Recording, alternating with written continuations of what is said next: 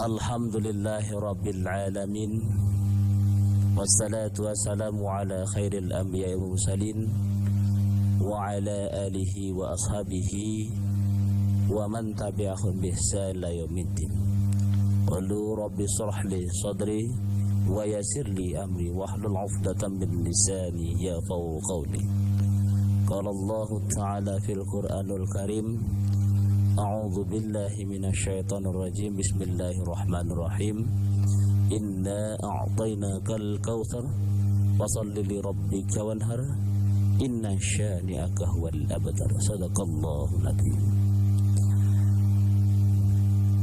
Yang terhormat Kiai Haji Ahmad Bahahuddin Nur Salim, yang terkenal di sini Gus Baha, yang kami hormati Dekan Fakultas Kedokteran Kesehatan Masyarakat dan Keperawatan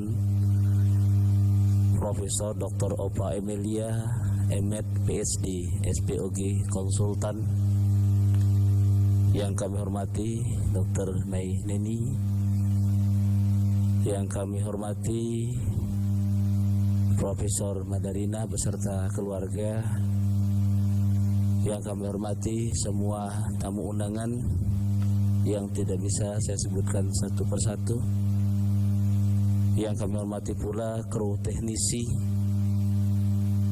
semuanya dosen, karyawan dari Fakultas Kedokteran Kesehatan Masyarakat dan Keperawatan, serta para santri yang berbahagia, harapan kita untuk masa depan.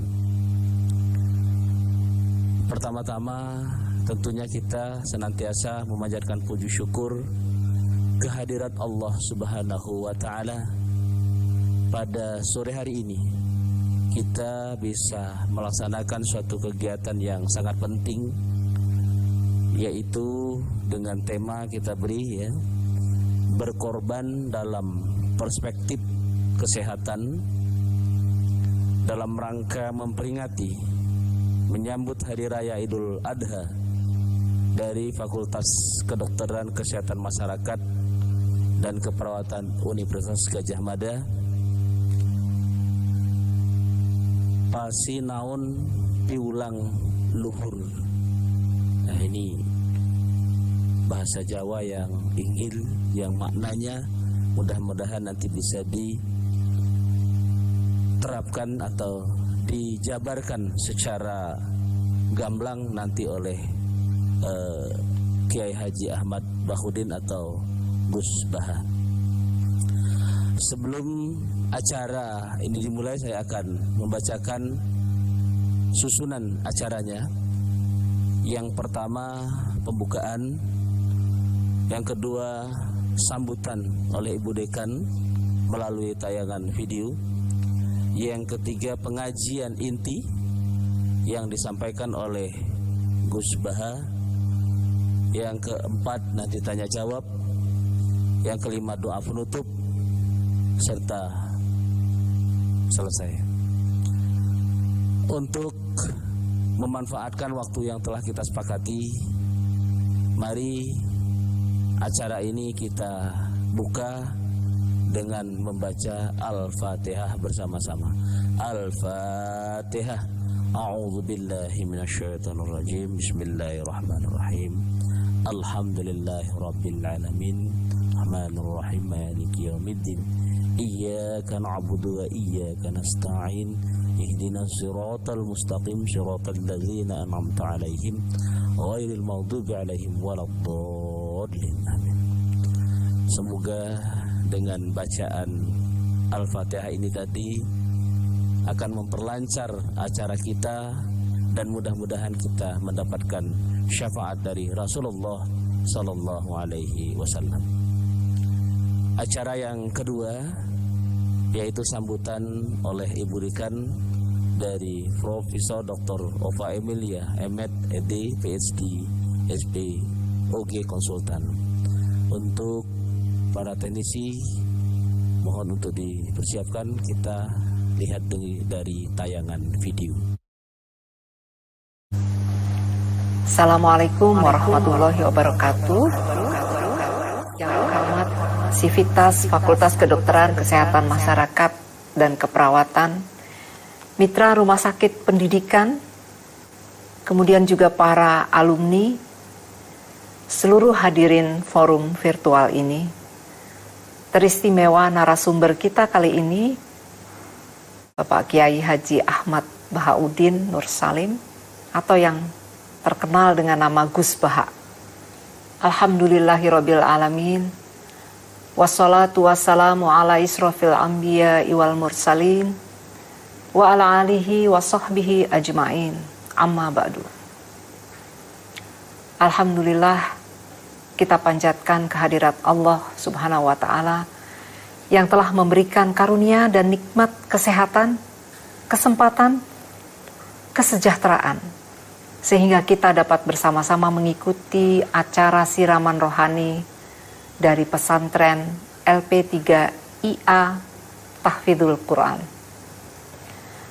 Forum ini merupakan ajang keluarga besar FKKMK Universitas Gadjah Mada untuk mengasah menjadi manusia yang memiliki karakter dan akhlak yang mulia.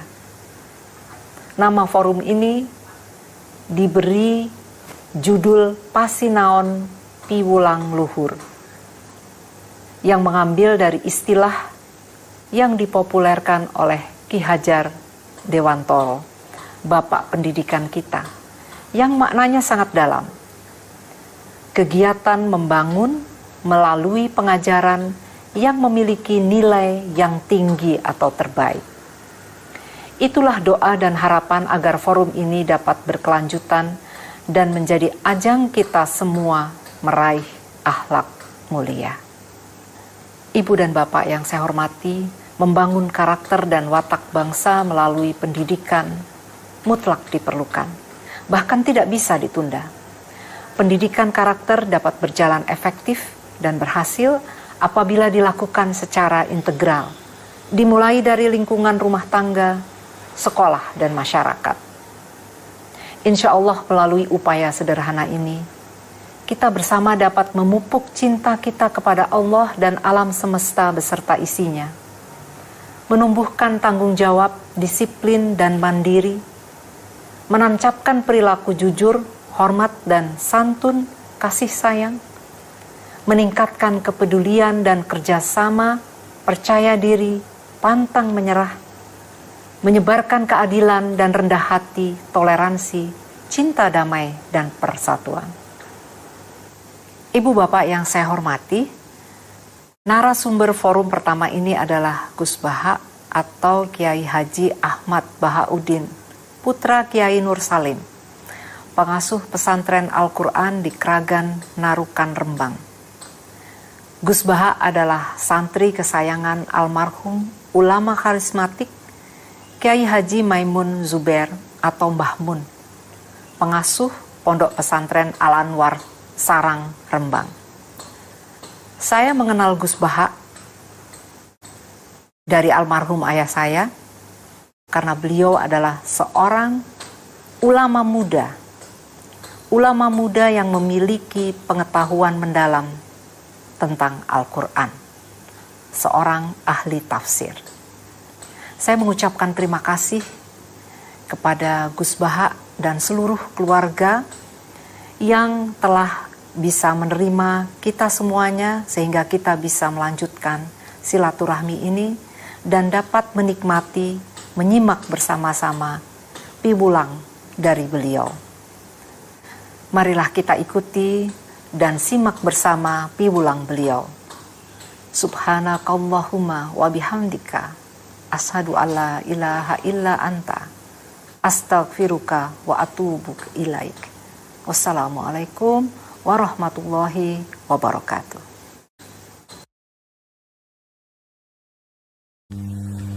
Terima kasih pada Ibu Dekan yang sudah menyampaikan sambutannya. Mudah-mudahan dengan sambutan ini apa yang diinginkan beliau, yaitu menjadikan forum kajian berkelanjutan untuk membangun suatu karakter. Karena membangun suatu karakter ini tidak bisa instan, tetapi harus berkelanjutan. Mudah-mudahan ini bisa terlaksana untuk berikut dan berikutnya.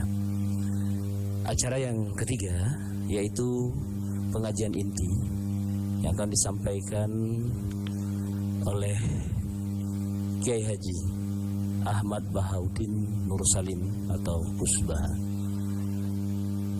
Kepada beliau kami persilahkan. Wahyu barakatuh.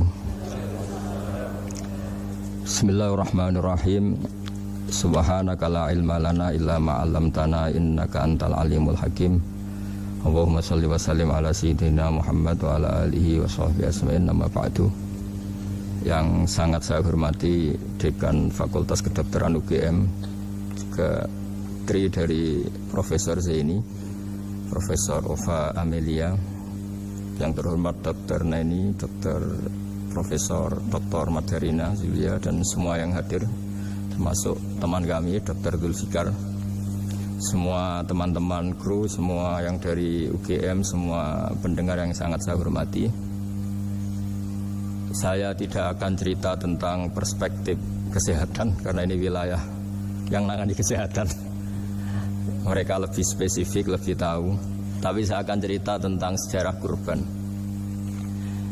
Tanggal 17 Juli yang lalu kami pas sowan Pak Quraish Shihab.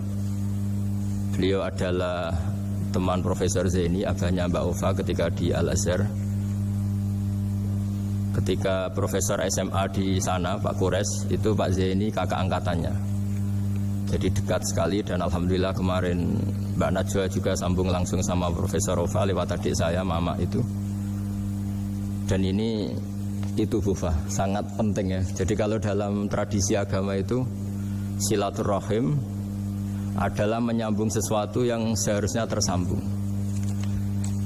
Saya masih ingat pesanan Pak Zaini, berkali-kali beliau bilang saya, agama yang masuk negara enggak konflik itu diantaranya paling spesial itu Indonesia, karena para wali ini mendampingi kultur daerahnya tapi tidak benturan.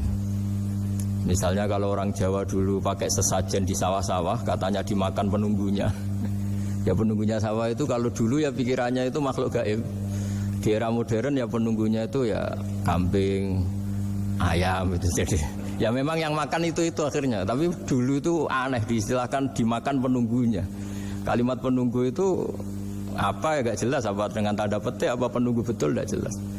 Wali-wali datang tidak mengkafirkan itu, tapi terus dirubah jadi sedekah ke tetangga-tangga.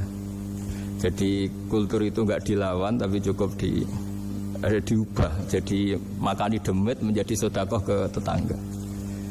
Nah cerita kurban juga seperti itu. Dulu tokoh-tokoh Quraisy, penunggu Ka'bah, itu dulu sudah ndak tauhid, sudah musyrik kalau dalam bahasa agama. Itu di mana-mana termasuk kebutuhan pokok manusia itu kalau kumpul-kumpul itu makan-makan. Itu mulai dulu. Terus korbannya itu ya pasti perempuan mulai dulu. Jadi hanya bagian masak, boleh makan nanti ngenteni luyan itu, ngenteni bekas-bekasnya. Sehingga yang nyortir Abu Jahal CS itu. Jadi yang kurban harus hewannya bagus, spesial, bahkan nggak boleh dikawinkan. Hewan yang mau dikorbankan itu nggak boleh dikawinkan, nggak boleh pernah dikendarai, nggak boleh pernah dipakai bajak sawah dan sebagainya. Semuanya serba spesial. Nanti dikorbankan di Ka'bah, yang dijual Ka'bah. Nah pertanyaannya, Ka'bah ini nggak pemakan daging, yang untung ya ketua-ketuanya ini, karena Ka'bah tidak doyan daging. Dan itu ya di atas namakan Allah, ini demi taqarrub ilallah, demi. Sehingga mereka bilang waqalu hadhihi an'amu wa harsun hijrul la yat'amuha illa man nasa'u bisamihim. Ini hewan kurban harus spesial dan yang berhak makan hanya orang-orang spesial, yaitu para penunggu Ka'bah, para sadanatul bait. Tapi karena mereka sudah tidak benar, tidak jujur, Islam mau merubah tradisi itu. Tapi kalau tradisi itu dirubah, maka Islam akan terkenal pelit, karena dari acara makan-makan menjadi tidak ada makan-makan. Jadi kadang kebenaran itu harus diganti dengan sesuatu yang tidak ekstrim, karena tadi dari acara makan-makan menjadi sama sekali nggak makan-makan. Maka terus diganti oleh Islam dengan kalimat udhiyah, dengan kata kurban. Nah, kenapa itu harus terjadi? Karena kurban itu sebetulnya syariatnya Nabi Ibrahim, di mana orang Mekah itu memang turunan Nabi Ibrahim, sehingga sisa-sisa makan-makannya masih. Cuma mulai ada melenceng, ada sesajen, ada khurafat, ada bid'ah. Kemudian itu mulai masalah. Terus Rasulullah Muhammad SAW datang ingin benahi itu. Tapi yang dibenahi adalah menghilangkan kemusyrikannya, bukan makan-makannya. Akhirnya diganti oleh udhiyah. Nah, kenapa ada kurban? Kalau dalam banyak literatur, Nabi Ibrahim alaihissalam itu nabi yang paling, dengan tanda kutip, mengklaim kalau beliau itu orang paling sayang kepada Allah, paling dekat kepada Allah. Nggak ada yang dicintai selain Allah. Beliau memaklumatkan itu baik secara lisan maupun di gemuruh hatinya, di bisikan hatinya, di detak jantungnya, pikirannya seperti itu.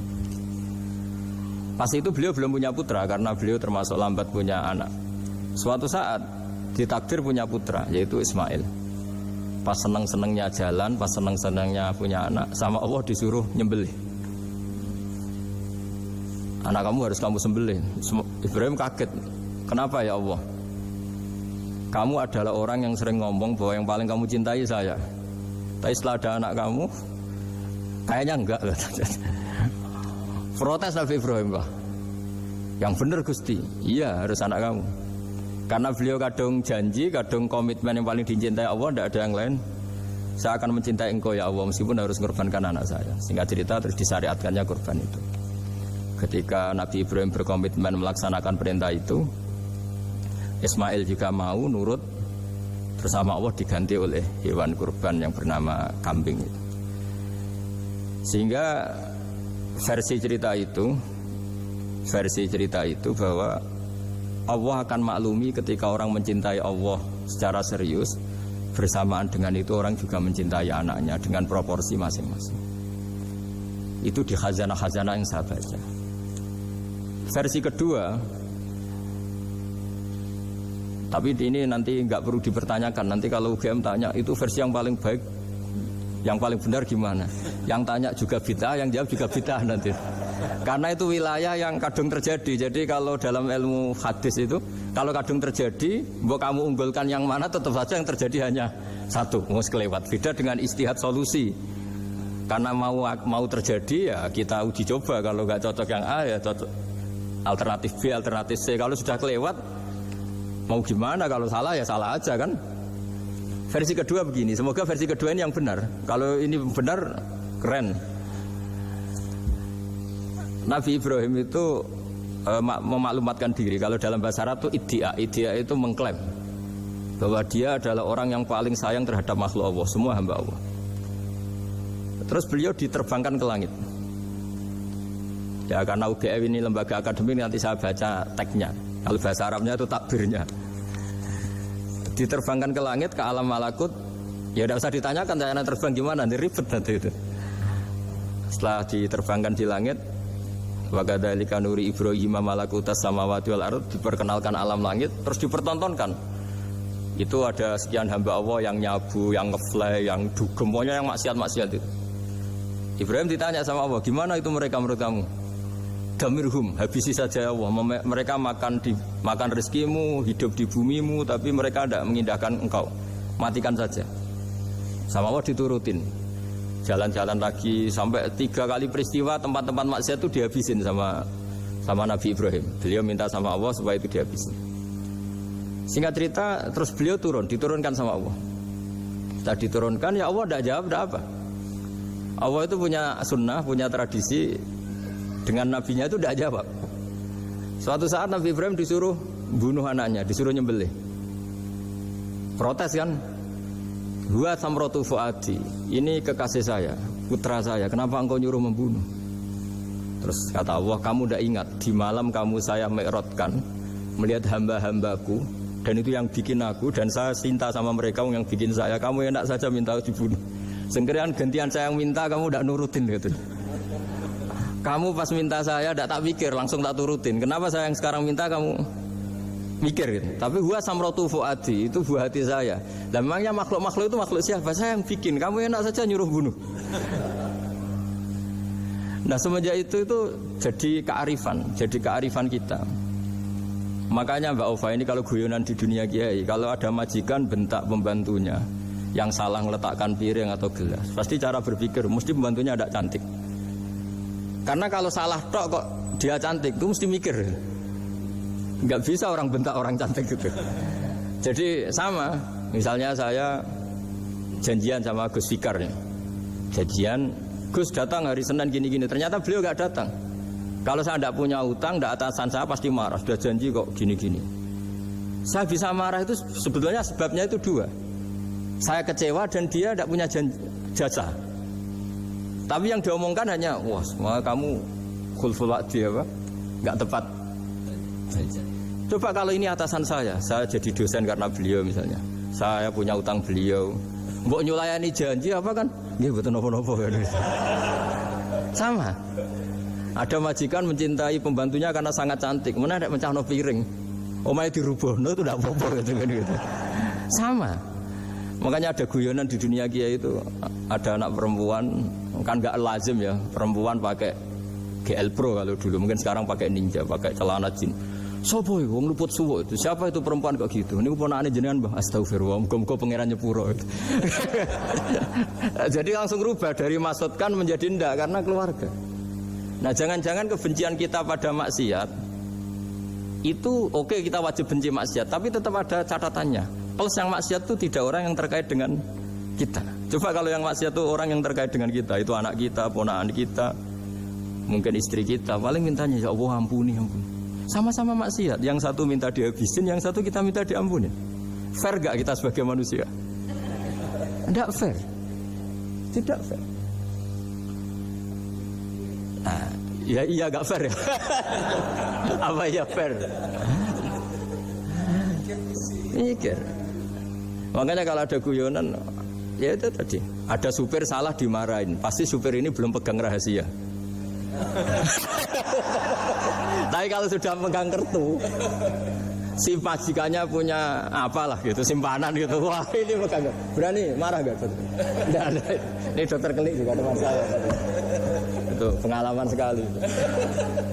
Jadi itu guyonan kiai. Makanya jadi manusia itu gak pernah adil sebenarnya. Makanya Allah pernah mensifati manusia itu bakanal insanu zaluman jahula. Manusia itu sangat zalim dan sangat bodoh.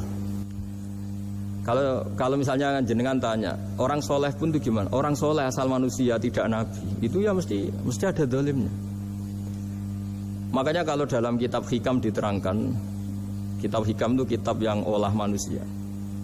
Itu menyebut begini, manusia itu siapa? Dijawab, manusia itu mangkanat mahasinuhu masawiyah. Orang yang ketika baik saja salah, apalagi ketika salah. Kita misalnya punya toko laris gitu, doanya mustajab, laris, pembelinya banyak, kualitasnya bagus. Pasti ada toko sekeliling yang megap-megap karena orang sekarang ke kamu kan gitu. Sama di kampus ya gitu, kalau ada kampus besar yang lain pasti kemahjub, terhalangi karirnya di semua. Sehingga orang supaya terus merasa salah, Rabbana dzulamna anfusana, meskipun kita sedang benar pun. Saya termasuk kiai yang kalau ngelepas haji, mungkin yang haji itu mangkel. Karena saya tidak pernah muji-muji haji, meskipun saya melepas orang haji. Umumnya kiai kalau ada orang haji kan dilepas haji mabrur, tidak ada lain balasan kecuali surga. Saya itu karena pernah kecil, pernah dengerin masyarakat. Itu ngenes ketika si kiai pidato tadi ternyata ngenes. Ngenesnya seakan-akan surga itu hanya milik yang haji. Wah, nak koyo kula sepundi Gus wong kula ora kelar kaji. Semenjak itu setelah saya jadi kiai ya dendam juga. Akhirnya setelah saya jadi kiai kalau ngaji, orang yang haji mabrur balasannya surga, orang yang fakir sabar juga surga, orang yang sering dimarahin istri juga surga. Katanya pokoknya surga terus. Sampai yang mau haji itu, Gus gimana kok bakas kita kok sama dengan mereka? Ya karena saya ada ulama pesanan kata saya gitu. Jadi artinya gini, ketika Anda muji ibadah haji, jangan kira yang ngenes tidak banyak, yang ngeluh juga banyak, karena mereka ada takdir gak mampu haji. Itu hebatnya Islam. Islam juga datang dengan solusi-solusi. Misalnya Jumatan itu hajinya orang miskin, orang yang ingat Allah mulai subuh sampai matahari terbit juga sama dengan umroh. Jadi karena tidak semua orang itu mampu haji. Jadi itu Islam. Jadi nanti tak bacakan, jadi versi kedua itu Nabi Ibrahim diperingatkan Allah bahwa tidak seperti itu cara mengelola hambaku. Nah, Islam ini kata Allah anit tabi' millata Ibrahim hanifa. Referensinya Islam, mentornya Islam itu Nabi Ibrahim. Sehingga kita alhamdulillah punya sejarah wali songo. Saya punya orang tua Kiai Nur Salim itu sayang sekali sama umat. Mbah Mun juga gitu. Saya sama Profesor Zaini itu sudah mulai tahun 2000 terus tiap hari ketemu juga nggak pernah kecewa. Beliau itu pernah disalahpahami, mungkin Bu Ova belum dengar ini. Pernah disalahpahami karena beliau itu tangan kanannya kan agak kuat. Jadi kalau ngambil papa itu pakai tangan kiri. Itu pernah disalahpahami ya, mungkin orang hasud karena tidak mengkonfirmasi langsung mengklaim beliau itu kiai profesor kalau apa-apa pakai tangan kiri. Kira-kira pertanyaan sunnah rasulnya mana kan gitu. Beliau itu ya hanya corong Jawa itu berambang, agak nangis tapi tidak sampai keluar air mata tapi berambang. Terus beliau bilang gini ke saya. Nah, seharusnya gimana Mas Pak? Ya kalau Pak Zaini ingin jadi wali ya tidak usah menjelaskan. Kalau Pak Zaini ingin menjelaskan berarti ingin diakui makhluk. Tapi kalau nggak dijelaskan mereka salah paham terus. Tapi cepat jadi wali karena sudah mulai mengabaikan apa kata mereka.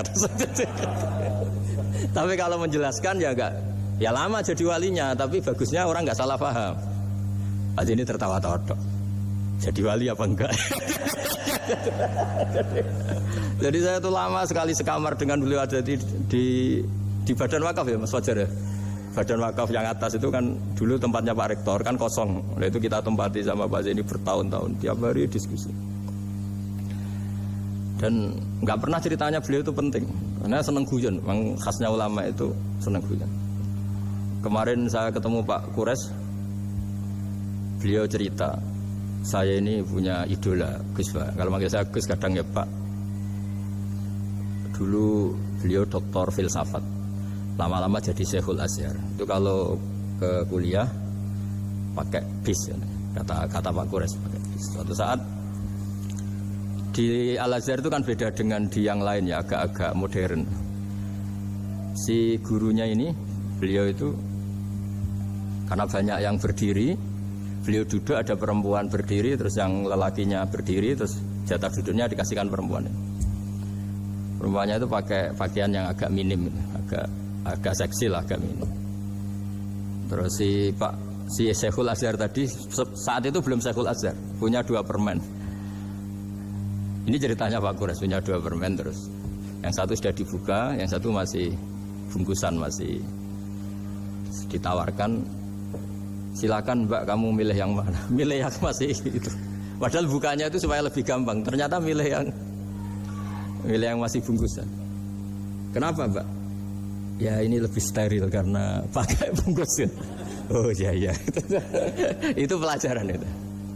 Terus Pak Kures nantang saya. Gus Pak punya enggak cerita tandingan? Wah kalau saya kebalikannya Pak.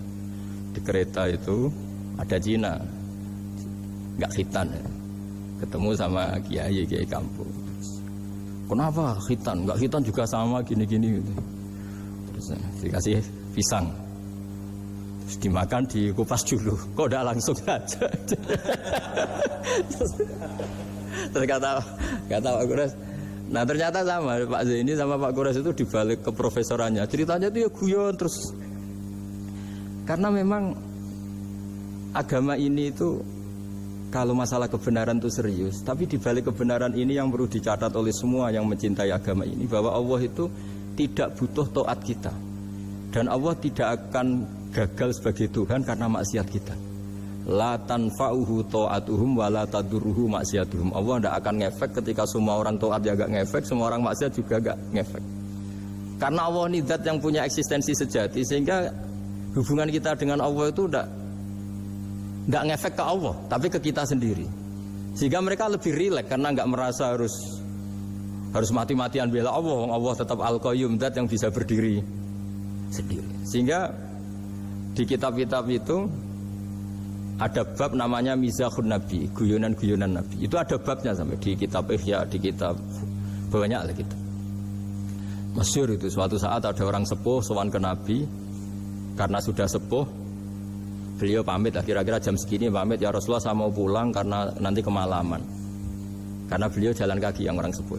Kata Nabi, dah tenang saja di sini, nanti pulang kamu udah jalan kaki. La ahmilan naki alab ninakoh, nanti kamu tak naikkan anaknya unta. Pikirannya orang sebut tadi namanya anak unta itu ya kecil. Wa ma fa'altu bibni naqo, apa yang bisa saya lakukan dengan anak unta? Sudah, tenang saja. Setelah beliau ngaji lama, ya dikasih unta tua itu. Silakan kamu bawa unta saya ini. Ini kan unta tua, ada anak unta. Ya meskipun tua ya anaknya unta kata Nabi. Ya Nabi cerita saja. Meskipun tua juga anaknya unta. Jadi agama itu rileks. Nabi Ibrahim, kembali lagi ya karena syariat Ibrahim. Nabi Ibrahim itu pernah minta supaya nyawanya itu diperpanjang karena beliau ya, umumnya orang itu kan ingin nyawa panjang, ingin umurnya panjang. Beliau yakin penting nyawa panjang, umur panjang. Allah tidak jawab gak apa. Suatu saat ada tamu, orangnya itu sepuh sekali. Nabi Ibrahim karena orang yang sangat menghormati tamu dikasih kurma, apa itu? Anggur. Itu setiap dimakan dikunyah meler lagi keluar. Karena sudah sepuh, nggak ada giginya, dikunyah keluar lagi. Itu jawabnya Nabi Ibrahim, ya Allah, masuk lagi ke kamar, sholat lagi, mengcancel doa panjang umur. Katanya Ibrahim, oh jenengan jawab toh. Gitu. Artinya kalau ingin tua sekali ya nasib kamu kayak itu gitu. Jadi karena beliau tahu itu jawaban terus masuk kamar, oh jawab tuh Gusti jenengan, terus membatalkan doanya. Itu Nabi Ibrahim. Kalau orang sekarang enggak, dongo ngarani, ya tua ya tetap sehat, tetap wah itu itu lebih ribet itu. Iya, jadi karena doa itu kalau enggak diperjelas itu ya repot. Ini cerita supaya kita berislam itu ceria. Saya Mbah Mun itu meskipun kiai top, senengannya nggih guyon bapak saya. Tapi guyon itu ada yang wajib. Saya dulu itu janggal. Ini cerita ya, mungkin kalau di kampus-kampus umum agak asing, tapi ini cerita. Nuduh zina itu dosanya besar sekali. Saya ulang lagi, nuduh orang lain zina itu dosanya besar sekali. Disebut bab qadzaf. Saya pernah menjumpai 3 kiai besar Bu Ova, 3 kiai besar. Kiai top semua. Di majelis itu ada gosip bahwa si A itu punya selingkuhan sama Sri itu misalnya, atau dengan siapalah, dengan perempuan. Itu kalau di Arab itu senengannya pakai Salma, Laila Majnun Salma. Kalau di Jawa itu kasihan korbannya itu. Ya, tapi itu contoh saja. Itu si Kiai 3 tadi gak ngefek, malah tanya gini, loh apa perempuannya cantik? Wah cantik sekali Mbah. Cantiknya sampai kayak apa? Malah bicara cantiknya perempuan. Saya itu ya pertama iskal. Ini Kiai kok bakas orang apa? Cantik, orang ayu ya. Setelah majelis itu bubar, yang penggosip tadi ya yang gosip ini gak kiai, yang pembisiknya ada kiai, yang gosip ini gak kiai. Cuma kiai 3 ini posisi mendengar. Tapi malah tanya cantiknya tadi. Singkat cerita setelah orang itu pulang bilang gini, Gus. Itu kalau saya bilang iya dengan gosip itu, saya ikut qadzaf, saya ikut menuduh orang lain zina. Itu dosa besar. Selain itu saya kiai, kalau saya bilang iya dianggap membenarkan. Maka untuk mengalihkan gak bicara nuduh, jadi guyon tadi. Jadi guyonnya itu karena kalau kita tadi bilang iya artinya mengiyakan. Dan itu artinya qadzaf, punya dosa besar karena nuduh orang lain zina. Diperparah dia kayak besar kan, orang menjadi percaya karena yang ngomong bukan penggosip lagi tapi ya. Maka dialihkan tadi. Loh ayo nucung. Sampai segitunya kearifan. Sehingga dulu ketika Ma'is itu seorang sahabat yang pernah salah besar. Itu Nabi ketika beliau ada gosip salah gitu ya, Nabi masih jangan-jangan kamu hanya mimpi, Cung. Jangan-jangan kamu hanya megang, tapi tidak sampai zina. Sampai terakhir Nabi tanya, Afi aklikaseun, jangan-jangan otak kamu itu sudah agak error. Saking tidak inginnya Nabi mempercayai hal-hal seperti itu. Nah problem kita di zaman sekarang justru kadang nyari-nyari supaya tahu buktinya. Yang dulu para orang soleh menghindari bukti itu supaya enggak suudzon. Sekarang orang mencari-cari bukti. Padahal itu dilarang, wala tajassasu, orang enggak boleh mencari-cari kesalahan orang lain. Nah itu kearifan yang saya dapatkan dari Bapak, dari Mbah Mun, dari Pak Zaini, dari Pak Gures. Mereka orang-orang yang luar biasa menghindari ngomong penting. Sekarang itu orang banyak yang sering ngomong penting. Sebenarnya itu malah salah. Karena kalau ngomong penting itu vonis terhadap orang lain.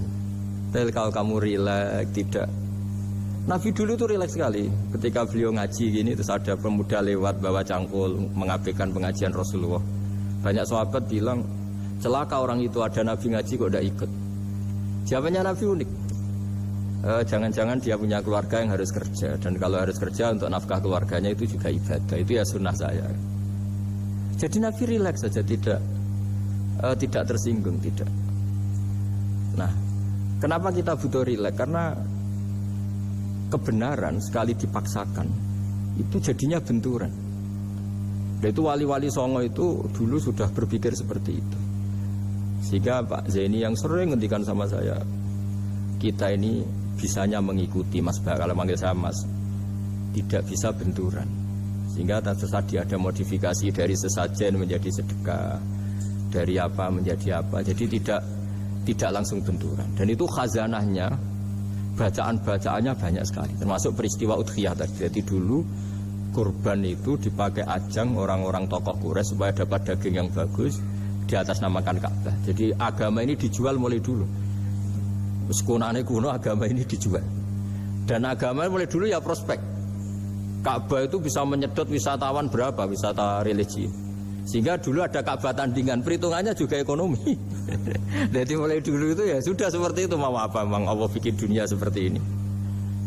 Jadi dulu, mulai dulu agama itu ya, sampai orang Yahudi gak mau iman sama Nabi ya pikirannya sederhana. Kalau saya tokoh banyak yang sowan, banyak yang ngasih-ngasih. Kalau saya ikut Muhammad, saya anak buah, yang ngasih saya siapa? Jadi perhitungannya juga ekonomi.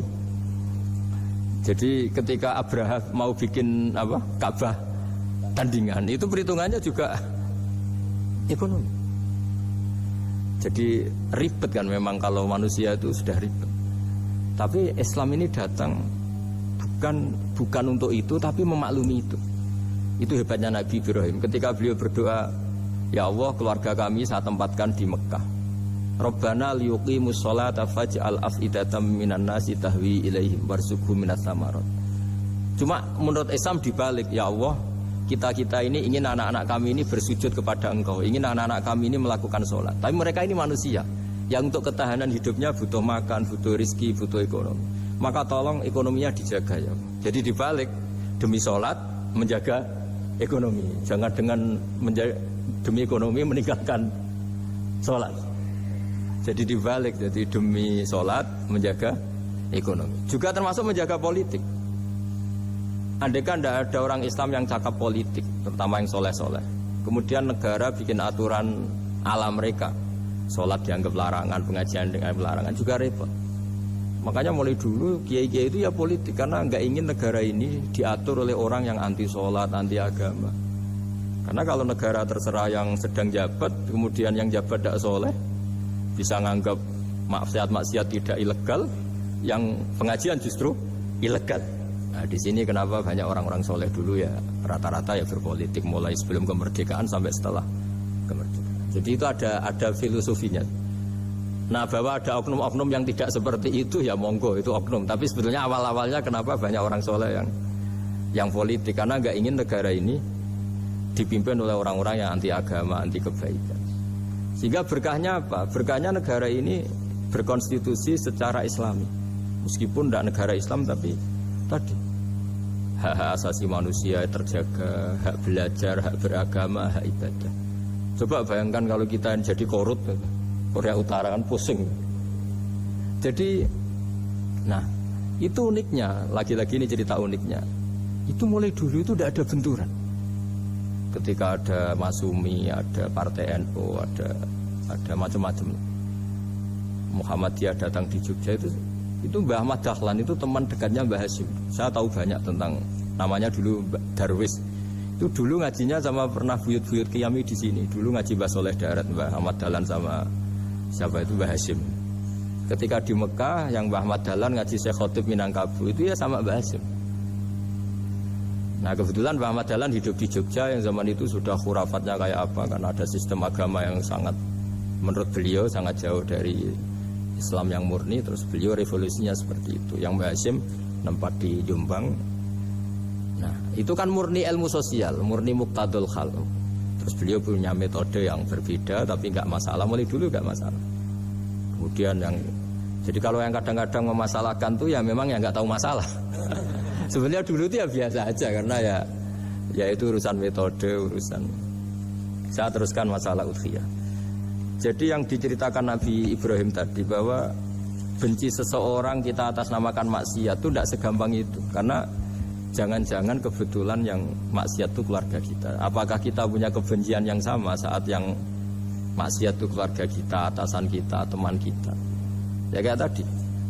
Kalau saya corong Jawa dibelenjani janji, ada orang janji sama saya nggak tepat waktu, saya bisa marah itu pasti sebabnya jelas. Itu bawaan saya nggak berjasa sama saya. Kalau kata dokter Kelik nggak cantik ya. Tapi kalau itu orang yang misalnya rektornya bilang, maaf ya saya tidak bisa datang hari ini, tidak apa-apa. Pasti manut itu. Atau yang nyelain janji kiai itu, cuma ngurus itu teko itu. Ini betul apa-apa. Gayane aja kita marah karena full wadi apa ingkar janji. Sama. Intinya Nabi Ibrahim itu coba kalau yang maksiat itu anak kamu berharap saya ngasih tobat kan, bukan langsung tak habisin kan. Intinya Allah ingin bilang ke Nabi Ibrahim, andai kan yang maksiat itu anak kamu, ingin saya menghabisi apa tak kasih tobat? Ya kasih tobat ya. Ya seperti itu saya yang bikin. Maka di Al-Azhar sana kalau cerita orang-orang alim itu masyhur. Ada tempat maksiat mau dihabisin sama orang-orang yang sangat keras. Ketemu Syekh Mutawalli Sa'rawi, ditanya, andai kan mereka mati saat maksiat, itu mereka ke surga apa ke neraka? Ya ke neraka. Terus ditanya sama Syekh Mutawalli, kalau mereka ke neraka, akan adzalika muradan Nabi? Apa seperti itu yang digedaki Nabi? Umatnya mati terus masuk neraka karena belum tobat? Tidak, Nabi inginnya mereka tobat dulu. Ya sudah, jangan dihabisin. Kamu berproses ikut mentobatkan mereka. Kebetulan ini mau mendengar. Jadi kita lunak, kita baik itu ya semuanya ingin la'allahum yarji'un, semoga mereka kembali, mereka tobat. Bukan lunak dengan arti mengakui maksiat itu satu kebaikan, itu yang bahaya. Kalau lunak sampai mengakui itu maksiat itu kebaikan, itu bahaya sekali. Tapi kita lunak karena kita ingin berproses untuk bertobat. Karena tadi kalau kita punya nurani itu mesti, andai kan yang maksiat itu anak kita atau teman dekat kita atau orang yang berjasa sama kita, apa kita bisa tegas? Kira-kira gimana? Bisa kamu tegas sama anak kandung? Berat. Ditantang minggat aja pusing gitu. Ya makanya terus ini saya baca teks aslinya ya supaya mungkin sebagian yang punya kitabnya atau memang punya tradisi akademik supaya mendengar ini. Saya baca ini versi yang kedua ini di kitab Hikam. Kitab Hikam itu termasuk kitab pegangan para kiai, halaman 4 juz 2. Diredaksikan gini, waqat adzaballahu ta'ala, ini masih tentang kurban. Waqat adzaballahu ta'ala khalilahu Ibrahim fi ba'di mawatinihi al-azimah. Jadi Allah kalau dalam bahasa Arab memberi teguran itu namanya takdib. Makanya kalau orang nakal itu, kalau orang Jawa bilang kurang ajar. Sebenarnya ajar itu kan tahun ajaran baru. Ajar itu kan barang baik. Ya kan disebut tahun ajaran baru. Pengajaran, ajar itu kan barang baik. Jadi kalau kurang ajar berarti kurang baik. Itu bahasa Arabnya orang yang kurang ajar perlu diajari. Itu kalau orang Arab bilang ditakdib. Diwarai toto kromo, diadabkan. Jadi belum punya adab diadabkan. Ya, itu udah. Tapi tentu Nabi Ibrahim nggak sampai kurang ajar. Ini kan cerita bahasa ya. Jadi kalau sebenarnya ajar itu udah buru-buru kurang ajar. Berarti orang ini kurang pelajaran, kurang. Tapi di Jawa itu agak salah kaprah. Kalau kurang ajar itu ekstrim. Misalnya duduk di meja itu disebut kurang ajar. Sebenarnya ada se-ekstrim itu. Saya teruskan ya. Terus wa 'allamahu kaifa yatakhallaqu bihadzal khuluqil karim inda tilaihi alal asrar. Terus disebutkan anak Ibrahim annahu arhamul khalqi qal farafa'ahu wa ta'ala hatta asyrafa ala ahlil ardi. Nabi Ibrahim diterbangkan ke langit sehingga melihat di bumi yang maksiat-maksiat itu. Faqala ya rabbi damirhum, habisi saja. Terus Faqala wa ana arhamu bi ibadi minka ya Ibrahim ihbit fala allahum yatubun wa yarjiun. Jadi setelah permintaannya semua dikabulkan, dihabisin sama Allah, terakhir cobalah kamu sekali-kali dakwah ke mereka. Kamu belum pernah dakwah kok tahu-tahu minta mereka dihabisin. Coba kamu dakwah, jangan-jangan mereka mau kembali. Nah terus sebagian cerita itu terus diteruskan ketika suatu saat Ibrahim akhirnya diminta menyembelih putranya. Inni ara fil manami anni atfahuka fangdur madza tara falamma tashammara lidzalik wa akhadha sikin biyadihi qala Allahumma hadza waladi wa samratu fuadi wa ahabbun nasi ilayya. Ya Allah, ini buah hatiku, ini orang paling saya cintai, kenapa engkau menyuruh ini supaya saya bunuh? Terus beliau dijawab sama Allah, ama ta'lamu anni rahimun bi ibadi kama anta syafiqun bi waladik fa idza sa'altani ihlaka abdi as'aluka dzabha waladik wahidan bi wahidin. Jadi kalau dulu kamu minta supaya hamba saya tak habisin karena maksiat, sekarang saya juga minta kamu menghabisi anak kamu. Tapi ini kan anak saya, sama itu hamba saya yang bikin juga saya. Nah semenjak itu Ibrahim dianggap sebagai bapak kasih sayang. Karena semenjak itu terus beliau orang yang paling sayang. Sampai ada 3 nabi yang menjadi metodenya Rasulullah SAW sebagai mentornya. Kalau Nabi Nuh melihat kemaksiatan langsung bilang, Rabbi la tadzar alal ardi minal kafirina dayyaru, habisi semua ya Allah. Tapi kalau Nabi Ibrahim apa? Faman tabi'ani fa innahu minni wa man asani fa innaka ghafurur rahim. Orang yang ikut saya ya karuan kelompok saya, dan yang sebelum ikut semoga engkau mengampuni. Tentu lewat proses dakwah, lewat proses. Nah, Wali Songo, kembali ke Wali Songo dan para guru-guru kita, itu seperti itu semua. Jadilah Islam yang di Indonesia, Islam rahmatan lil alamin, itu konstruksinya ya dari ilmu-ilmu seperti ini. Bacaannya seperti ini. Karena ternyata kita tegas tadi ujung-ujungnya karena itu tidak cantik, tidak atasan kita, tidak berjasa sama kita. Kamu kalau ada supir telat, supir kok telat datang kantor gitu, pasti supir itu belum pegang rahasia. Setelah pegang rahasia tak jamin aman itu meskipun telat. Karena lebih ngeri pasti. Artinya manusia itu kayak apa ngeklaimnya tegas, disiplin, objektif. Kira-kira iya apa enggak? Enggak lah kayaknya ya. Ya pasti tadi. Nah itu yang makanya bapak saya kalau guyon sama saya itu, kalau umumnya orang itu kalau di dunia kiai muji istiqomah. Istiqomah itu konsisten jadi imam masjid, konsisten jadi guru, jadi apa. Kalau bapak itu sering guyon ke saya, iku istiqomah apa mau digenti wong liya katanya. Artinya di balik istiqomah itu juga ada catatan lain. Jangan-jangan ambisi gak mau diganti orang lain. Jadi artinya manusia itu dalam benar saja ada unsur salahnya, apalagi pas salah gitu maksudnya. Nah ya pas benar saja ada unsur salahnya, apalagi pas salah. Itulah dengan sudut pandang seperti ini adalah orang terus gak gampang menghakimi orang lain. Karena manusia yang baik adalah cukup dia merasa aibnya banyak, salahnya banyak, kemudian itu menyibukkan dia dari mencari-cari aibnya orang lain. Makanya kalau dalam cerita Ibrahim alaihissalam, karena kurban itu identik dengan syariatnya Nabi Ibrahim.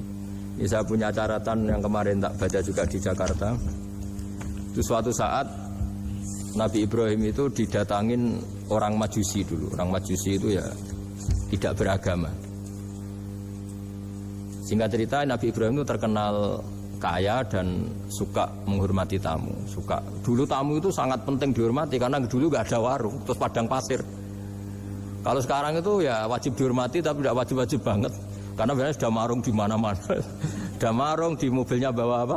Bekal. Kalau dulu di padang pasir kalau tamu gak dihormati bisa mati betul. Kadang 2 hari perjalanan itu nggak makan nggak apa karena di padang pasir, warung nggak ada, nggak bisa ngopi-ngopi ya dulu. Sehingga kalau menghormati tamu dulu itu pahalanya luar biasa ngasih makan itu. Kalau sekarang ya pahalanya biasa aja karena ya tamunya makannya ya biasa aja karena udah kenyang duluan itu. Singkat cerita orang ini datang ke Ibrahim minta dikasih makan. Nabi Ibrahim mengatakan kamu syaratnya harus Islam dulu, kalau enggak kasih makan. Karena Ibrahim itu seorang nabi dan beliau komitmennya seperti itu, si tamu tadi putus asa. Akhirnya wala itu ya sudah meninggalkan Ibrahim. Setelah beberapa jangkah Allah bilang ke Nabi Ibrahim, orang itu umurnya berapa tadi bilang ke kamu? 50 tahun. Pernah enggak orang itu kelaparan? Kata Allah, enggak, baru ini kelaparan. Terus kata Allah, mundu khamsina sanatan nut'imuhu ala kufri. Falau nawal tahu lukmatan min ghairi antu talibahu bitahiri dinik lakan ahsan. Orang itu umurnya 50 tahun. Itu ya tak kasih makan, padahal dia majusi. Kamu baru diminta sehari saja minta syaratnya Islam. Terus itu ada di kitab apa Ar-Risalah Al-Qusairiyah di halaman 262. Jadi cuma dulu itu motifnya semuanya agama, bukan atas nama demokrasi atau kebebasan beragama. Karena dulu itu orang dulu itu kan saking sayangnya Allah, apa-apa konstitusinya ya perintah Allah. Dan ternyata perintah Allah seperti itu, akhirnya dipanggil. Kemana ya majusi ke sini tak kasih makan. Terus majusinya kan kaget. Ada apa? Kenapa kamu rubah? Ditegur Tuhan. Iya, ditegur Tuhan. Jadi dan alhamdulillah saking simpatiknya orang Majusi tadi akhirnya masuk Islam. Sama itu kan mirip orang Yahudiyah atau Yahudi itu yang tanahnya itu diambil ya sama Amr bin As untuk perluasan masjid di Mesir. Ya ketika lapor ke Sayyidina Umar, ngiranya itu kan dibenarkan perluasan masjid, ternyata Umar belain yang Yahudi. Iya, yang punya tanah harus dikembalikan tuh haknya. Jadi Islam itu menghormati hak kepemilikan meskipun itu milik non muslim. Jadi kata Allah, mut khamsina sanatan nut'imuhu ala kufri. Falau nawal tahu lukmatan min ghairi antu talibahu bitahiri dini. Mbok dikasih makan aja, enggak usah nyuruh ganti agama. Wong saya saja yang Tuhan ngasih makan dia sudah 50 tahun tanpa syarat. Tanpa syarat. Ya jadi ini cerita ya Bu Ufa. Jadi kita mungkin kenangan saya dengan Bapak, Bu Ufa dengan Profesor Zaini. Kebetulan teman dekat sekali sama saya dan hampir tiap hari saya ketemu. Minimal 3 jam bertahun-tahun. Sampai kalau kehabisan cerita akhirnya cerita keluarganya karena kesuwan belajar karena akhirnya cerita keluarga. Maksud saya tadi ini saya cerita ini barang baik ketika beliau pernah ditahan karena aktivis dulu. Itu pas mau lahirnya Bu Ova, terus beliau berdoa mati-matian delalah dibebaskan. Beliau sempat nunggu kelahirannya Bu Ova ini, terus dinamai Aufa Amalia. Itu kalau dalam bahasa Arab itu Aufa itu Allah memenuhi apa yang saya angen-angen. Jadi itu ceritanya itu gitu. Jadi nama itu spontan aja ketika iya, jadi beliau itu aktivis dulu. Bukan di penjara karena korupsi atau kriminal, bukan karena aktivis. Karena kalau model sekarang Bu Ova, kalau nggak dijelaskan detail ditahan karena aktivis, nanti dikira ditahan karena yang lain. Ribet kan? Jadi ditahan karena beliau itu dulu aktivis, bukan karena. Ya saya kira demikian. Monggo kalau ada sesi tanya jawab, kalau tapi yang ringan-ringan saja nanti jadi serius. Berapa pertanyaan? Apa waktunya? Pakai waktu 10 menit ya. Ini pas. Iya, terima kasih Pak Gus Baha yang sudah menyampaikan cukup baik ya untuk pencerahan kita semua terkait dengan bagaimana kehidupan bermasyarakat dan bagaimana kita mensikapi salah benar. Begitu juga terhadap orang-orang yang mungkin selama ini tidak kita duga, ternyata banyak hal-hal yang kita dapatkan pada sore hari ini. Saya yakin dari pemirsa atau dari Bapak Ibu yang hadir secara langsung maupun virtual ada hal-hal yang akan ditanyakan. Kita masih punya waktu cukup kurang lebih 1/4 jam. Oh, kelamaan ini. Kelamaan, iya. Tadi 10 menit perjanjiannya. Tadi 10 menit. Iya. Pas ini. Kami persilakan dari yang hadir terlebih dahulu. Sudah sangat jelas berarti ini. Gak pinter semua. Ya, ini ada pertanyaan. Yang pertama katanya, Assalamualaikum warahmatullahi wabarakatuh. Pak Gus Baha, dalam ingin bertanya, dan ingin tahu bagaimana supaya kita bisa selalu berpikir nubuwah di setiap peristiwa yang menimpa kita di kehidupan sehari. Semoga. Gimana? Ulang lagi. Dalam ingin bertanya dan ingin tahu bagaimana supaya kita bisa selalu berpikir nubuwah di setiap peristiwa yang menimpa kita di kehidupan sehari-hari. Begini ya, jadi andaikan kita baca banyak ya, setidaknya sering mau mendengar. Nah, hidup itu sangat baik, bukan sekedar baik, sangat baik. Misalnya kita sedang dapat nikmat, ya Islam menganjurkan syukur. Syukur itu ya dapat pahala. Kalau sedang banyak masalah seperti sekarang mungkin ada pandemi apa, Islam mengajarkan sabar. Sabar itu juga pahala. Nanti kalau kita masih hidup yang ngrumat anak bojo ya ibadah. Nanti kalau mati karena penyakit mat'un atau ta'un juga syahid. Jadi Islam melihat hidup itu rileks. Karena ya memang rileks. Ketika ada orang miskin susah makan enak, itu kata ulama idamuhu alju. Kalau kamu ingin makan enak, kata si miskin ya ingin. Gampang makan enak itu. Kamu sangat lapar, nanti semuanya juga enak. Jadi, itu nubuwah. Jadi Nabi itu resepnya gampang. Coba kalau sampean puasa melihat tempe itu sudah tertarik sekali. Tapi kalau kamu sudah habis makan melihat sate kurang enak, ini kurang enak, karena saking memang sudah semuanya nafsu kan. Tapi kalau sudah puasa semuanya enak. Jadi kalau ingin nubuwah misalnya kita miskin itu ada fadilahnya orang miskin, keutamaan orang miskin. Itu malaikat ngauditnya bingung karena mau diaudit apanya nggak punya apa-apa kan. Jadi artinya barokahnya miskin, kita hisabnya juga ringan, mau diaudit apanya nggak punya apa. Iya kan? Nah, yang orang kaya, barokahnya kaya bisa amal, bisa ikut bantu masjid, bantu madrasah, bantu kebaikan. Nah, itu berpikir nubuwah. Terus kedua, terbiasakan yang agak unik. Ini mungkin wilayah medis. Yang agak unik dalam Islam itu mimpi itu Bu Fayo, mimpi. Itu sama kenyataan itu tinggi mimpi derajatnya. Andai kan orang masih zaman orisinil, mimpi sama hidup nyata itu hebat mimpi. Karena begini, misalnya saya melihat ibu-ibu sama bapak-bapak melihat langsung seperti ini. Saya mesti berpikir nafsu. Kalau yang saya punya kepentingan ini tak anggap orang prospek, kalau yang nggak punya kepentingan tidak prospek. Pertanyaannya adalah orang yang saya anggap prospek bisa membantu saya ternyata jenisnya kikir. Yang tak anggap tidak prospek ternyata jenisnya dermawan. Kita kan sebenarnya nggak tahu. Lalu pertanyaannya, pandangan kita terhadap orang lain itu berdasar fakta apa berdasar harapan? Berdasar harapan. Tapi kita ngeklaim seakan-akan itu fakta. Nah, beda dengan mimpi. Asal tidurnya benar loh ya, tidak menguakan banyak terus ngorok tidur itu. Tidurnya benar misalnya kita posisi normal, wudu, setelah wudu baca ayat kursi terus tidur kayak posisi orang meninggal ya, mujur utara ya. Ya, pokoknya kayak orang meninggal itu. Ya, utara dan selatan terus menghadap kiblat. Itu kalau mimpi. Itu ada alamat-alamat yang lebih orisinal daripada kehidupan nyata. Ini contoh agama. Nah, artinya gini, makanya Nabi pernah ngendikan mimpi itu bagian dari 46 dari bagian kenabian. Itu jumlahnya 46%. Tapi ya tidur yang seperti tadi. Artinya gini, sarana kita bisa mendeteksi alam gaib, kalau boleh dibahasakan alam gaib, itu sebenarnya orang Islam itu masih punya sarana satu, yaitu mimpi.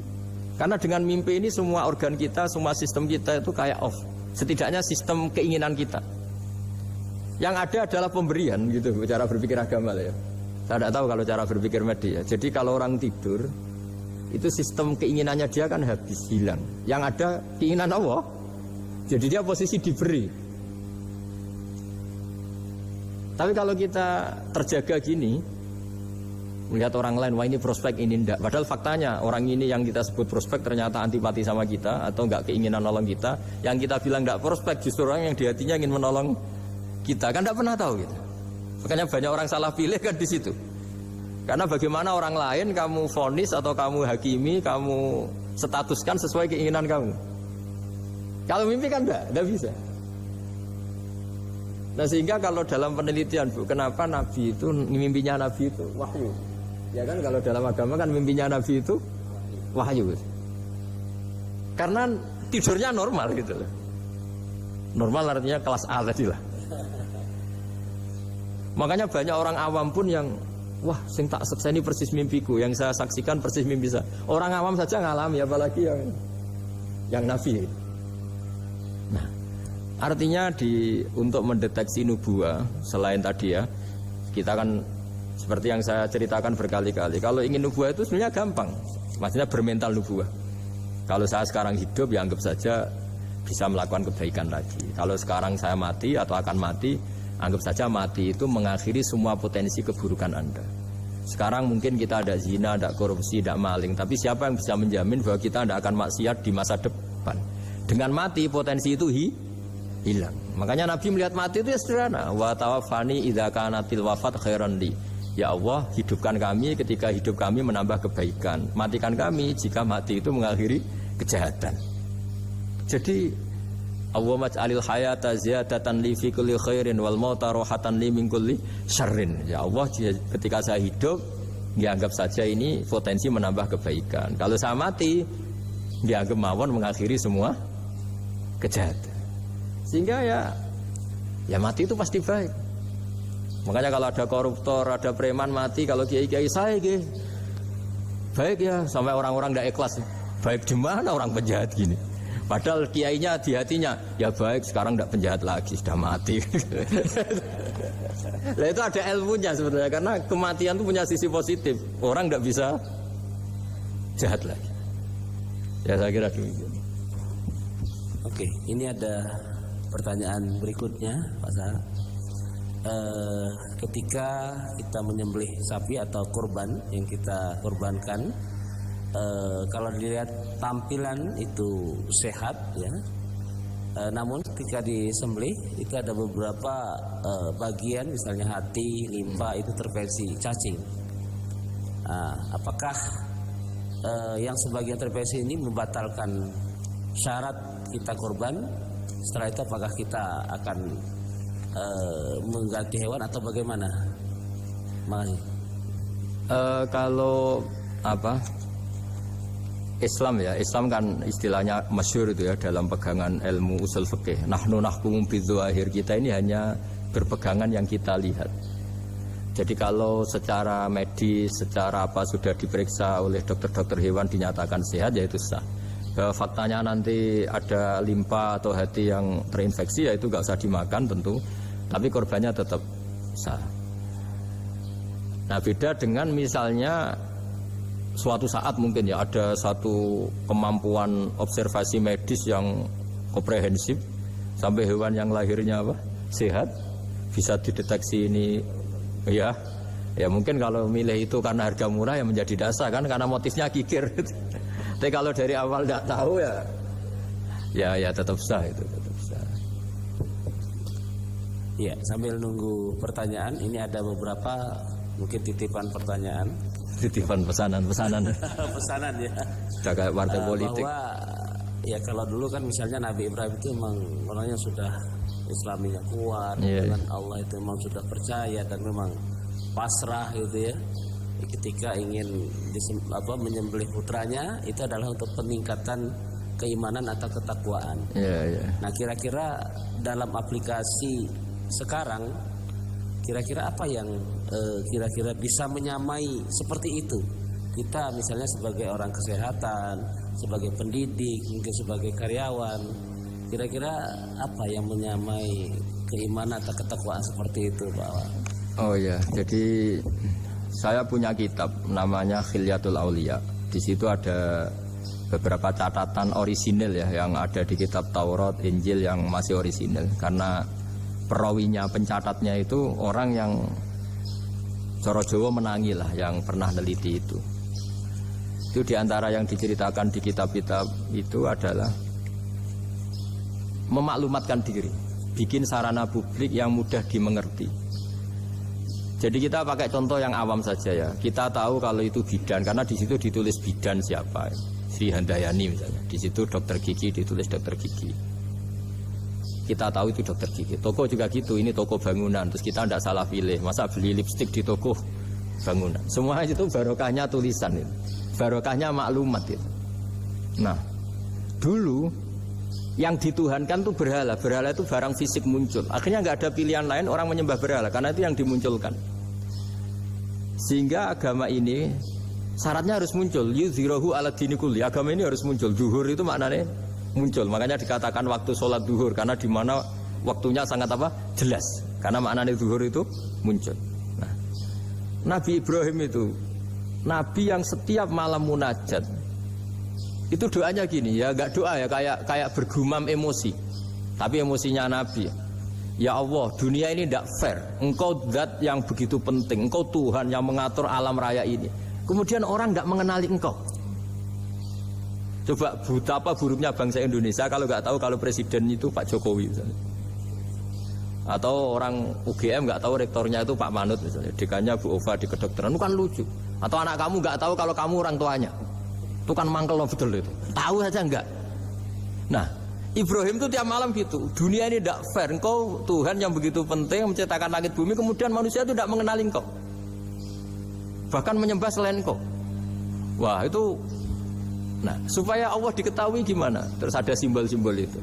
Ada masjid, ada pengajian, ada macam-macam. Nah, ilmu sosial juga gitu. Mungkin ya banyak lah orang yang tanpa kurban pun sedekah daging sama tetangga atau ngasih uang sama temannya untuk nyate. Tapi ini nggak bisa dimaklumatkan. Yang bisa dimaklumatkan adalah pas udhiyah, pas kurban.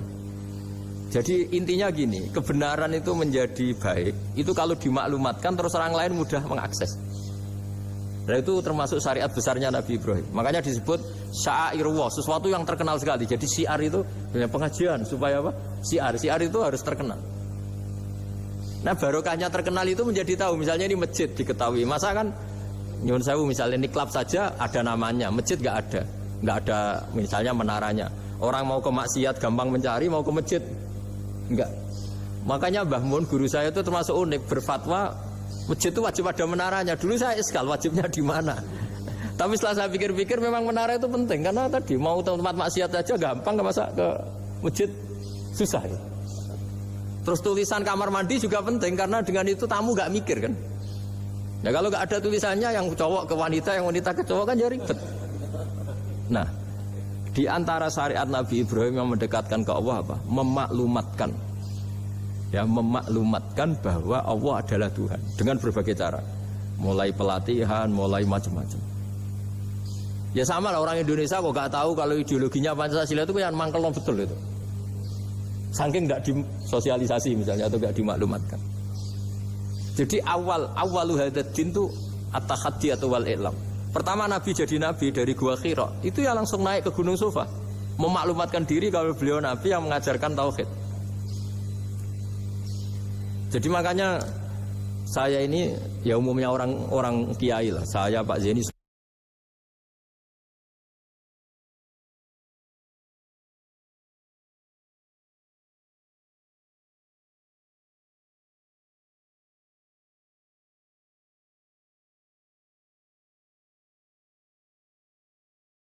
semuanya itu sebenarnya inginnya juga orangnya. Karena apa? Karena tidak tahu kan. Makanya pertama kali ibadah sama Allah itu apa? Ma'rifatullah. Coba pertama ibadah itu apa? Ma'rifatullah kan, mengenali bahwa Allah itu Tuhan. Jadi itu yang paling penting. Kalau tidak tahu, nah, misalnya di pondok saya ini terus dianggap Pak badhe madu sinten dulu aku kiai deh citra kan kenyak uang gitu. Jadi makanya Nabi Ibrahim itu mangkelnya kayak apa? Wong dunia ini milik Allah, kemudian orang-orang ini nggak tahu Allah itu siapa. Taunya makhluk kayak berhala kayak apa yang malah dianggap Tuhan. Nah ya itu jadi kalau ingin dekat Allah dalam konteks modern ya maklumatkanlah kebenaran ini. Sampai kebenaran ini mudah diakses, mudah dipelajari, mudah dipahami karena tadi dimaklumatkan. Ya, saya kira demikian. Ini sudah. Oke, terima kasih. Masih ada? Oh ya, ini ada. Terakhir ya? Masih 1, 2, 3, 4. Wah, kalau gitu. Banyak ini ternyata. Ya, yang berikutnya dari Umi Zakiyah Malang. Assalamualaikum.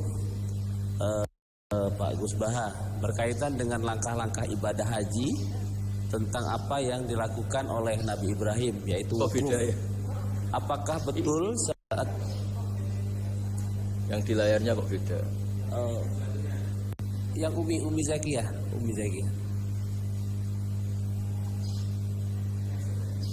next.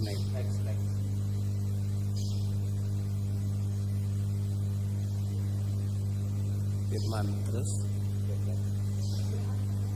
Nah, iya. Banyak. Ismi. Harus dibatasin. Oh iya. Iya nanti kita batasi. Kok nanti ya? Ini soalnya sangat menarik ini. Iya. Ini ada Dewi Ismi. Apakah benar? Ya ini. Apakah benar kisah penyembelihan Ismail itu dipalsukan? Wah, itu jawabnya gampang, nggak benar. Apa hubungan kurban dengan Idul Adha yang secara harfiah artinya perayaan atau merayakan waktu duha? Ya. Nah, monggo. Kalau cerita penyembelihan Ismail itu jelas benar ya, karena ada di Al-Quran. Jadi yang jadi perdebatan mufassir itu apakah benar-benar Ibrahim itu sampai menyembelih, maksudnya sampai meletakkan pisau di leher, apa setelah berkomitmen mau menyembelih sudah dibatalkan Allah karena Allah menghormati apa? Komitmennya. Jadi tapi hampir semua ulama berpendapat memang ya sempat benar-benar sampai fisik Ibrahim meletakkan apa? Pisau di lehernya, kemudian lam yu'athir syai'an, misalnya tidak membekas sama sekali, terus diganti itu. Jadi cerita itu populer sekali. Tapi yang penting adalah tadi cerita saya bahwa itu karena Ibrahim pernah mengklaim beliau cinta Allah itu enggak tertandingi oleh makhluk apapun. Terus diuji ketika punya anak, mencintai anaknya. Terus diuji dengan cara kalau kamu betul hanya mencintai saya, ya anak kamu sembelih itu. Ternyata mau juga, berarti betul gitu. Tapi setelah betul ya sudah tetap normal lah, tetap. Tapi tidak usah dipraktekkan nanti kalau. Terus kalau masalah udhiyah itu bukan kaitannya dilakukan waktu duha, memang duha yudhi tadkhiyatan itu artinya ya menyembelih yang memang kebetulan waktunya setelah sholat. Nah, waktu sholat itu kemudian bisa dibahasa Arabkan waktu duha. Jadi ya memang saling terkait. Kalau bahasa Arab itu memang semuanya begitu. Jadi kalau orang yang perilakunya baik itu disebut Muhammad, orang yang terpuji. Sehingga Nabi Muhammad punya nama lain namanya Ahmadu, saya memuji Allah. Kan Hamidah Ahmadu, kalau ingsun Ahmadu saya memuji. Jadi kalau bahasa Arab memang itu bofa. Kalau bahasa Arab itu memang unik. Bahasa Arab itu semuanya itu merujuk kosakata. Makanya kalau Pak Quraisyah menulis tafsir itu mesti melibatkan kosakata. Kayak Rasul itu asli maknanya Rasul itu ya utusan.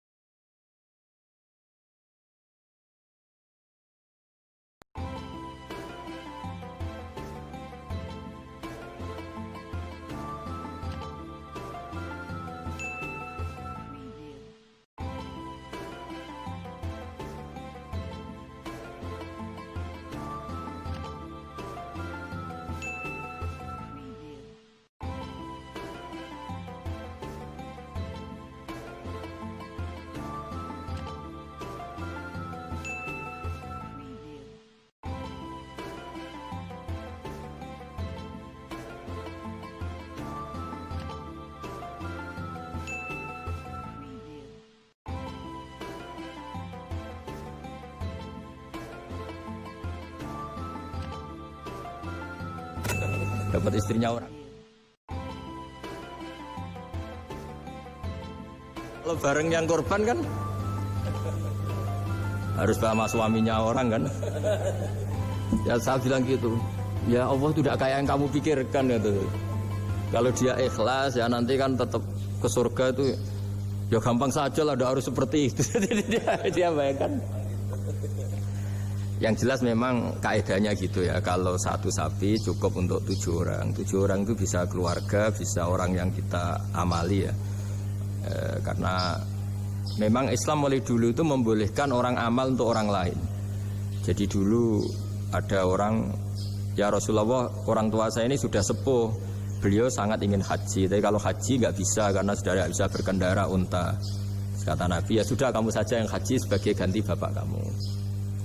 Sehingga idza mata ibnu adam in qata amaluhu itu termasuk anak yang soleh, sedekah dan apa. Memang mulai dulu Islam itu ada beberapa hal yang amal itu bisa diamali pada orang lain. Awaladin sholihin yatullah, terus adalah beberapa.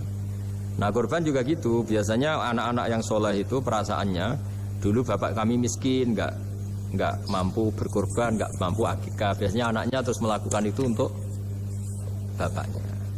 Nah memang jadi perdebatan ulama, apakah kemudian mayit ini dapat pahalanya enggak? Jawabannya gini, kalau mayit itu orang soleh dapat. Kalau nggak soleh, itu kemungkinan dapat kecil. Misalnya gini, ada mayit yang zaman hidup itu antipati ngamal. Kok enak, duitku sing ngilang wong liya nyate gitu. Dia mentalnya mental kikir yang beranggapan kok kenaan tetangga kami, uang kami yang habis, orang lain yang nyate. Terus dia mentalnya gitu dibawa mati. Kemudian anaknya soleh berkorban untuk bapaknya. Nah yang seperti ini ada potensi gak sampai karena dia tidak pernah punya niat. Itu beda dengan orang yang zaman hidup memang ingin korban, cuma secara ekonomi nggak mampu. Makanya pentingnya innamal a'malu binniyat itu di situ, amal itu terserah niat. Dalam banyak syarah, ya syarah itu penjelasan yang rinci itu dijelaskan. Kenapa orang mukmin masuk surga selama-lamanya, padahal dia jadi mukmin hanya 80 tahun. Misalnya kita hidup di dunia kan rata-rata 80 tahun. Karena dia berkomitmen andikan hidup 1000 tahun juga tetap mukmin, andikan hidup 2000 tahun ya tetap mukmin, tetap sholat. Setiap orang sholat perasaannya gitu, andikan kita hidup 2000 tahun juga tetap seperti ini kan, ya tetap sholat, tetap. Nah, sehingga karena niat itu dia diganjar surga selamanya. Karena dia bayangkan andikan di dunia selamanya juga akan iman selamanya. Nah, orang kafir juga berkomitmen gitu, yang belum rubah maksudnya. Kalau dia hidup ya akan kafir terus. Ya, makanya dia kafirnya 80 tahun, misalnya hukumannya juga neraka yang lama sekali karena. Nah, kira-kira itulah. Makanya kalau mayat tidak soleh ini kita yang sebagai ulama berdebat karena tadi. Itu kan ibarat gini, ada mayat sama sekali nggak pernah sholat, bahkan dulu itu mengkritik orang sholat. Terus dia mati, anaknya jadi orang soleh sering tanya saya, Gus, sholatnya bapakku tak kodoin ndak? Wong era sholat kodoin yuk aku hati kan. Beda dengan misalnya kita punya bapak soleh, misalnya terus pas beliau koma ya, misalnya ini koma 2 hari kan keluarganya kalau kodoin kan paling 2 hari pas koma. Lah ini orang nggak sholat mulai kecil sampai tua sampai mati. Anaknya soleh tersiksa, anak saya tak kodoi. Lah bapakmu sholat boten. Wah ya kesel gue. Sudah kesel, orang ini nggak pernah berkeinginan sholat. Kan beda dengan Nyun Sewu ibu saya atau bapaknya Mbak Ova. Memang ibu saya ya tidak sholat itu karena sudah koma atau sudah apa, sudah banyak alat-alat medis yang terpasang. Ini cara ngodoi jumlahnya ya jelas dan sumbut karena memang beliau andekan sehat komitmennya juga sholat. Nah ini yang orang kadang salah kaprah, bisa enggak amal sampai mayit? Sebetulnya di dunia ulama perdebatannya bukan masalah sampai tidaknya, mayitnya ini siapa gitu. Kalau mayit ini soleh jelas dawuh Nabi man sanna sunatan hasanatan falahu ajruha wa ajru man amila biha ila yaumil qiyamah. Orang baik kemudian mengajarkan kebaikan pasti dia dapat investasi kebaikan itu. Dan siapapun yang meniru dia dapat sahamnya. Itu enggak ada perbedaan antara NU, Muhammadiyah, Wahabi, semuanya sama. Yang debat itu yang nggak paham. Tak jamin itu yang debat itu yang nggak paham. Wong hadisnya jelas sahih apa? Siapa yang mensyariatkan kebaikan, kemudian kebaikan itu ditiru oleh orang setelahnya, maka dia akan dapat kebaikan itu dan kebaikannya orang yang meniru itu. Itu kan hadis sahih, enggak ada perdebatan sama sekali. Ya terus yang terakhir ini, terakhir betul itu. Ya sudah. Iya. Kalau dituruti mungkin sampai Isya nanti ya nggak selesai nih, pertanyaannya masih cukup banyak. Ya, terima kasih atas pencerahannya. Mudah-mudahan kita bisa mengaplikasikan dalam kehidupan kita sehari-hari. Untuk berikutnya agar kita mendapatkan hidayah, petunjuk dari Allah dan lebih barokah, kita akan menutup doa. Sebelumnya saya sebagai moderator, apabila ada kekurangan, kekhilafan, saya mohon maaf yang sebesar-besarnya, dan apabila ada kebenaran itu betul-betul dari Allah Subhanahu wa taala. Untuk selanjutnya doa penutup kami persilahkan kepada Gus Bah untuk menutupnya. Bismillahirrahmanirrahim. Ahmaduka bi annal hamda la ilaha illa anta al-mannan. Ya badi'as samawati wal ardi ya hayyu ya qayyum ya dzal jalali wal ikram. Anta rizquna ya wa husnat tawajjika wa tahadi. Wa sholli wa sallim ala nabiyyika Muhammad wa ala alihi wa sahbihi ajma'in. Wa maj'alna aminin salimin mu'afin min kulli bala'in ya akhirah. Waj'al ya Allah istima'ana hadha istima'an mubarakan nasiman wa ikhtiratana ba'da hadhi ikhtiratan mahfuza. Innaka ala kulli syai'in qadir, innaka ala kulli syai'in qadir, innaka ala kulli syai'in qadir.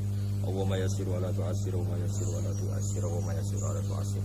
Fa inna taysira al-asir 'alaika yassir wa anta ala ma tasha'u qadir. Rabbana atina fid dunya hasanah wa fil akhirati hasanah wa qina adzabannar. Sallallahu ala sayyidina Muhammad wa ala alihi wasallam. Subhana rabbika rabbil izzati amma yasifun wa salamun alal mursalin walhamdulillahi rabbil alamin. Terima kasih. Semoga dengan doa ini akan menambah iman dan takwa kita kepada Allah Subhanahu wa taala. Billahi taufiq wa hidayah.